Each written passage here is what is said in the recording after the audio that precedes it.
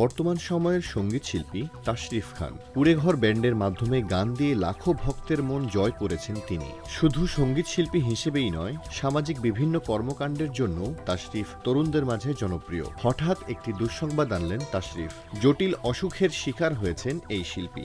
Tumour ধরা পড়েছে তার ডান চোখে। আর খবরটি প্রকাশ করতেই দুশ্চিন্তা শুরু হয়ে গেছে ভক্ত অনুরাগীদের মনে। 14 জুন শুক্রবার নিজের ভেরিফাইড ফেসবুকে এক পোস্টে অসুস্থতার কথা জানান তাশরিফ। পোস্টে তাশরিফ লিখেছেন, আমার ডান চোখের ভেতরের দিকে টিউমার ধরা পড়েছে, আমার জন্য দোয়া করবেন।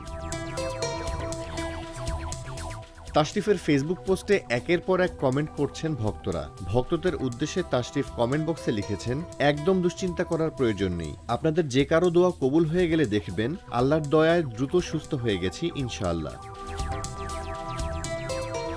গত বছরের শুরুতেও অসুস্থ ছিলেন তাশরিফ খান। তিনি জানিয়েছিলেন ফেসিয়াল প্যারালাইসিস রোগে আক্রান্ত হয়েছেন। কয়েক মাস বিশ্রাম নিয়ে সেরে ওঠেন তিনি। গান আর মঞ্চ নিয়েই ব্যস্ত হয়ে পড়েন এই তারকা।